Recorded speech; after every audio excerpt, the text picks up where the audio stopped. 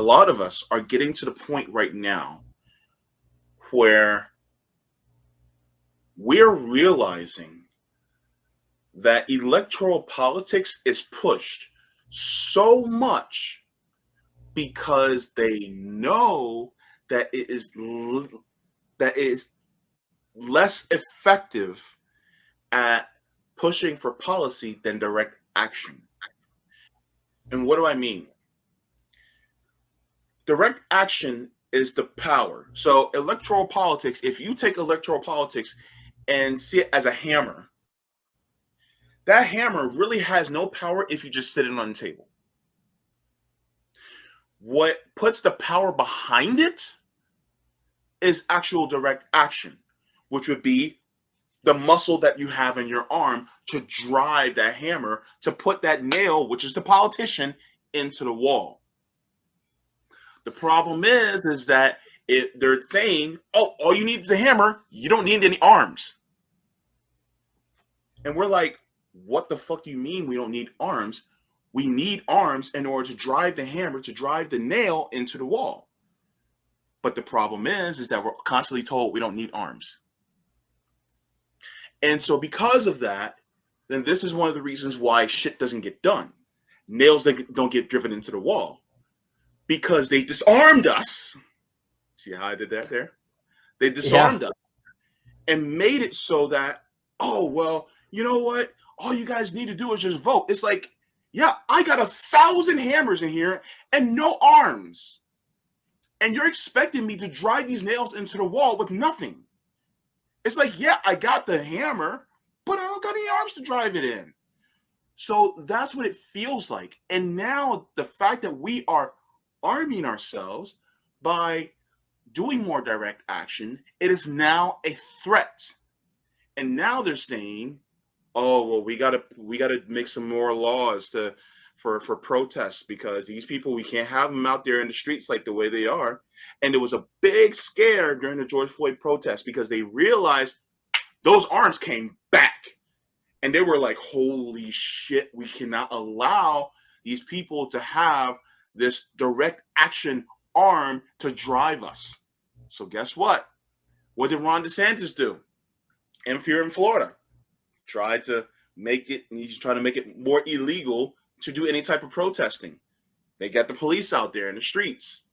So I bring all that back to when you said that you were kind of glad that you have less faith in electoral politics, because it's making you wake up, as well as me and many others, to the realization that we got to get behind the true power that is direct action, that can drive electoral politics, that can drive these politicians to do what we want, no matter who they are.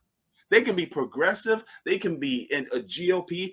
If they're scared of you, they will do whatever the fuck you say.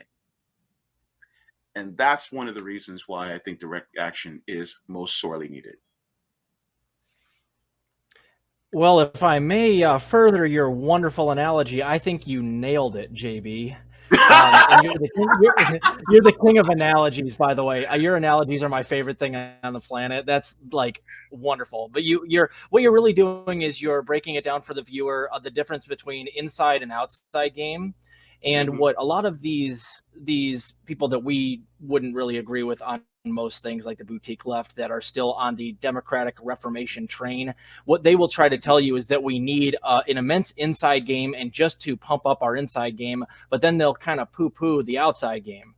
I tend to agree that we need an inside game, but the outside game has to be much stronger to force the inside game to run. And Chris Hedges talks about this all the time.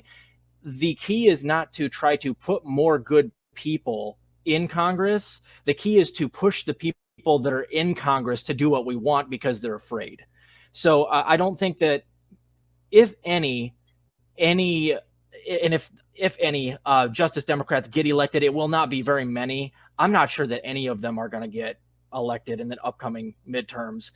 Seeing what happened to Nina Turner and her race makes me think that it's a fool's errand to try to throw money at these people. There's going to be millions of dollars of dark money against them. So I think it's kind of foolhardy to put all of our effort into electing more Justice Democrats. I think it's a better, a better use of our time and energy to try to force the Justice Democrats that we already put in there to do what we want and do what they campaigned on. So Yeah. that's kind of my show in a nutshell. Like that's all I do. My entire shtick for the last 13 months has been trying to force big channels that helped get the squad elected to try to take their donation money away, get people like TYT, and you know who I'm talking about, get them to come out on their channels and be like, listen, until the squad does A, B, C, or D, we're not going to encourage our viewers to donate to them or vote for them. And I've also tried to kind of go after the squad themselves at every missed opportunity to try to pressure them. Because I'm not saying that, like, we're going to get everything we want. But if we make it uncomfortable for these people, the squad members and the people that helped get them elected that have these massive channels, perhaps that we can just get a few things, maybe an executive order here or there. And that would be all that I would expect from a Biden presidency. But imagine that we got, like, I've always talked about Medicare for all via the Social Security Act, Section 1881 Alpha, because we can do that due to the pandemic. Everybody could have Medicare for all in an emergency situation. That's an executive order. But I mean, student loan forgiveness, legalize marijuana. That can be done as well. And another big one, and I don't know if Brianna Joy Gray, who was just on your show, talked about this. You asked her about what she would do on her first day. I don't know if she mentioned you can pardon Julian Assange. That's another one. Like if we could just get one of those things via an immense amount of pressure on these politicians, maybe, I'll call that a victory. I don't expect much more than that from Joe Biden. But what I've seen is that all the people that were saying, hey, let's push Joe left, as soon as Joe got in there, they don't push Joe left at all. And in fact, they attack people like you and I who attempt to push Joe left.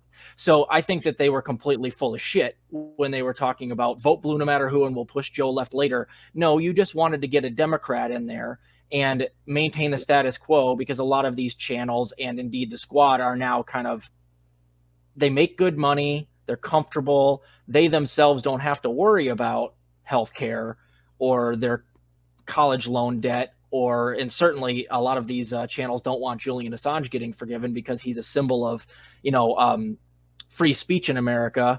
And as we're seeing, a lot of these people are not for free speech. They're very much for censoring very militant voices on the left. You've seen a plethora. I'm banned on YouTube right now, as you know, for the second or third time now.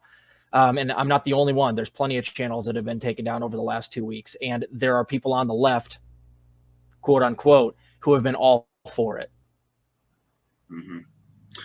You know what? When you spoke about pushing Joe Biden left, you know how we pushed FDR left? And people who know their history know that it was through direct action that pushed him left. If you think that just talking against him on a podcast is going to just push him left, you got another thing coming. And praising him and kissing his ass is not pushing him left. That's deadening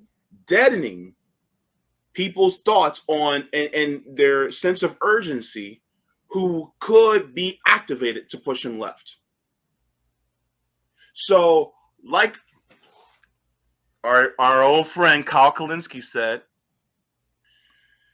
if you shoot for the stars, you may get the moon.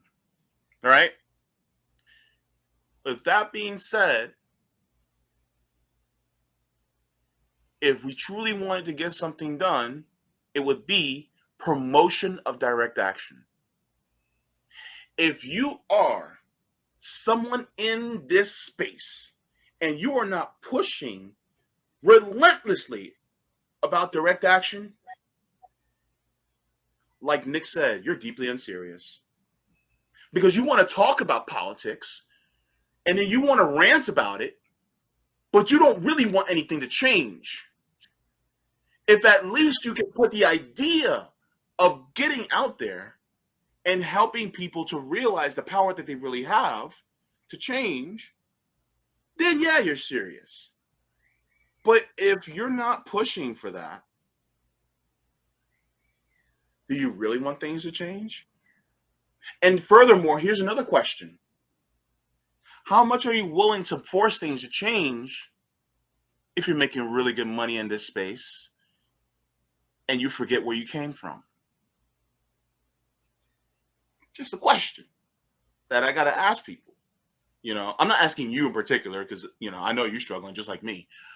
But to many of the people out there that are in this space, that have millions of followers and make hundreds of thousands of dollars on Patreon, what are you doing? Like, are you pushing for that? Are you bringing on more activists? I'm not talking about the famous ones. I'm talking about ones that you don't know about that are doing things in different cities that you probably don't even know exist. That you probably can't point on a map. Just a thought. Yeah, I happen to agree with you. A lot of it, I think, is they start off with the right intentions, but then you run into money, and if you're one of these really big YouTubers that makes, a lot of them are millionaires. You get in an echo chamber and you get corrupted, even if you're not actually physically taking bribes. You tend to defend the status quo because the status quo has made you rich. So the They've been idea good of to an you. actual right, yep, and so like a revolution that doesn't sound too good to you anymore. You're nice and comfortable. You can afford to wait 4 or 6 or 8 years for healthcare or student loan forgiveness or whatever because you're comfortable. So the sense of urgency is not there. I think you're exactly right. And I think a lot of these people, they started off with the right intentions, but then you become wealthy and it corrupts you. That's why I have one of my rules of PFC is don't sell out. You have to on principle, not allow yourself to become rich. And if you run into money, immediately use that money as I'm trying to do on my show. If I ever run into money, the first thing I'm going to do is start building sustainable homeless shelters. This is the one thing I've been talking about for years or a year now. I don't, on principle, don't want to become like Kyle Kalinske. I would, Yeah. if I had his amount of money, I would immediately try to figure out how much I need just to make it by and pay my bills. And the rest would be all for direct action, but also doing things in my own community. I have no intention of being rich. And if I ever became rich, I would immediately make it so I wasn't rich again because I don't want to be corrupted. I don't want to become part of that group. Yeah. It's like being in a crowd of people outside with your pitchforks and torches, and you're at the front of the mansion. Door swings open. Butler comes in. He goes, you, sir, come here. You walk up nervously by yourself, and then you go, yeah, you, and then you go up to the steps, and he pulls you inside, shuts the door. He's like, how are you? How are you feeling? Are you hungry? He takes, well, he doesn't take your clothes off, not like that, but you take off your coat. They come in, and here is a huge feast, a spread, a banquet, all your favorite food. They have you sit down, and the owner of the home goes, look, I know you're suffering. I know things are hard, but I promise, if you just stay here for a little while and then save up, and then maybe you can go out there and help people, eat the food, take a nice hot bath in our jacuzzi tub. We have masseuses here, and then you can just stay in one of our many bedrooms and live to your life's content. Then you'll be able to go out there and finally help some people. What do you say? And then you go, well, I guess they would want me to, eat better and have my strength and rest up a bit. And then they get you in there. But then guess what happens? You're now sitting in that same chair, and you tell the butler to go outside and pick one person. And that butler does the exact same thing. Meanwhile, you have people by the tens and hundreds dropping like flies outside. But you're just like, give me one person, bring them inside. And you see the people dropping like flies by the hundreds, but every single time, bring one person in. Bring them inside. If you're the person that goes inside and decides to stay inside, are you truly helping the people out there? Where has your sense of urgency gone? Because if you lost it, you need to get it back. Because we're dying by the thousands. We're dropping like flies. And we're sick and tired of sending one of you in to do shit, to only come out and to grab just one more of us. Because we can't afford it. We need you to bust that door open and say, everybody come in. But nobody's willing to do it. Yeah, and I think to a large extent, by the way, another stellar analogy. You're talking about AOC Inc. What they do is, I think they start off with good intentions, but then they get lured in, and it's not just direct bribes. It's they get introduced to a world where, like, they can go to fancy parties and Met galas, and they can virtue signal by wearing a dress that says tax the rich. But then behind closed doors, are they really any different than Nancy Pelosi? I don't think that they really are. They have the veneer of progressivism. Yeah. And I think that the establishment actually uses them as tools that way to nerf actual progressive ideology, but also movements, because they go, hey, don't you worry. Things are getting done because we have a couple progressives in the House with us. And don't you worry, they're fighting. They're getting you things. And then they'll go out and tweet, and their rhetoric is good. But then the results that are produced don't match the rhetoric at all. I don't know if you saw recently, but AOC was recently tweeting about how, I think it was like the Biden administration is allowing people to become homeless. And a couple of people tore her a new one on Twitter because it's like, didn't you and Cori Bush like go out there and put on that fake protest to get the eviction moratorium extended? You got a whole bunch of photos taken, and you gave everybody the idea that you were fighting, even though you had a protest that you didn't promote in the middle of the night on the day before the eviction moratorium ended, with just a bunch of your staffers instead of 10,000 people that you could have easily gotten just promoting it on your Twitter. They got a bunch of pictures taken. It got extended for another month, and then it got shot down again. But they still did a victory lap as if they did something. And then AOC, 6 months later, is going out there on Twitter acting like, oh, well, this is such a tragedy. Well, if it's such a tragedy, then why didn't you throw an actual protest? Why did you throw that fake, it was the facade of protest. It's not an actual protest. These people behind closed doors are doing essentially the same thing that the establishment Democrats are doing. They're just slightly different in their rhetoric on Twitter and whatever. And it's getting a little bit old. People are seeing through it. I don't know if you've seen, but basically every time any of the squad tweets something virtue signaling on Twitter, they immediately get dragged. And it's good because they have literally done nothing. Pramila Jayapal gave Joe Biden an A like a year ago for his performance. I wonder if she would still stick to that. These people aren't really fighting for us. They go into the House, like you say, and they get introduced to the good food and the nice fancy clothes and the lifestyle. And the deal is, from Nancy Pelosi to them, is, listen, you're going to go out there and you're going to tweet like you're doing stuff, and you're going to give the veneer of progressives fighting in the House and in the Senate, but we all know behind closed doors what team you're on. And if you decide to fight against me, all of this that I've just given you is gone. We're going to make your life hell. The mainstream media is going to tear you a new one. Every time you say something progressive, every time you challenge the elites, you're going to get shredded, and everybody's going to hate you at work. And we're just going to ruin your life the way they did to Ralph Nader and among many other people. Yeah.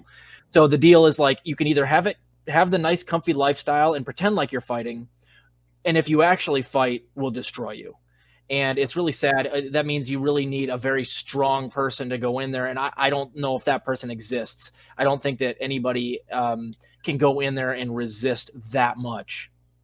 Yeah. AOC went in there like, "Ooh, I'm going to a fancy party. We're going to wear a dress called Text the Rich," you know? Yeah, right. Yeah, and you can tell she loves it. Yeah. She didn't Oh, get yeah. bought out by them just throwing money at her. They just go, "Hey, listen, you can be like a celebrity princess. We'll Yeah. put you on Yeah. the cover of magazines. We'll promote you. We'll say that you're doing a good job. We'll say that you're very effective in Congress, and we won't demonize you whatsoever." And then behind closed doors, you do exactly what we say. That's, I think, what happened, and it was an easy decision for her because I think But, she wants that. She likes the notoriety and the fame and all the cameras on her and stuff like that. And she mhm, wasn't strong enough to tell them to go fuck themselves. yeah. What I think we're getting to learn now is we don't necessarily need anybody strong. It's good to have somebody more sympathetic, but all we got to do is scare them. That's all we Exactly. really have to do. And And that has to be the game plan, I think. The stronger the outside game gets and the more kind of aggressive it gets in its rhetoric towards these people, I think that they will start thinking twice. But we have to hit them in their pocketbooks, meaning mhm, don't allow them to get as many donations. That means cancel your donations, which I have. I will mhm, never donate to another Justice Democrat until I mhm, see Medicare for all vote, some sort of fight in Congress. I will never do that. If we all did that together, and then also like as a huge entity, indie left media, we're like united in demonizing them for not doing anything, then maybe yeah, they start thinking twice. But right now they have the mainstream media backing them up, yeah, promoting them, and mhm, they're doing just fine with their donations because not enough of us have actually stopped donating to them.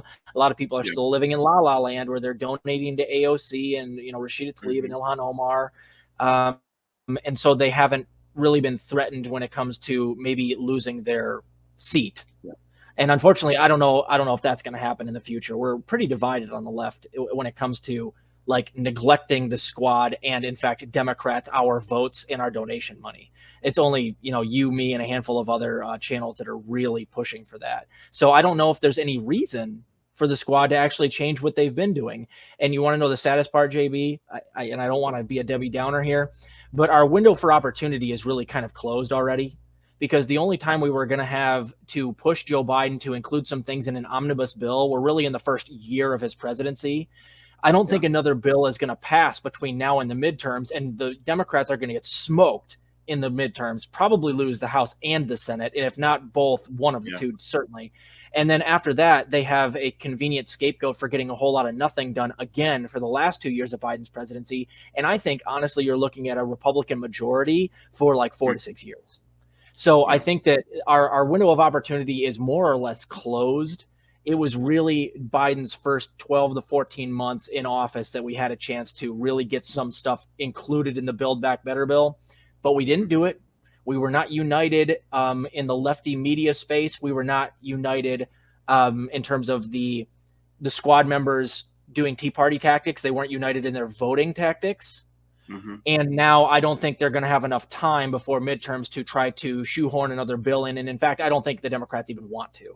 I don't. If there were some sort of big bill, I think they would sandbag it to the point where it would either die or it would go on to through the midterms, in which case you still will never be able to pass it because the Republicans will have a majority in the House.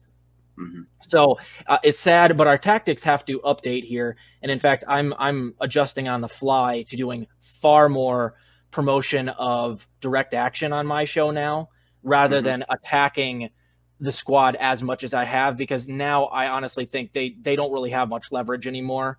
Their one true power for the first year that Biden was in office was Tea Party tactics, blocking yeah, every bill possible, shooting the hostage, and using that leverage and that power to make Joe Biden do some things.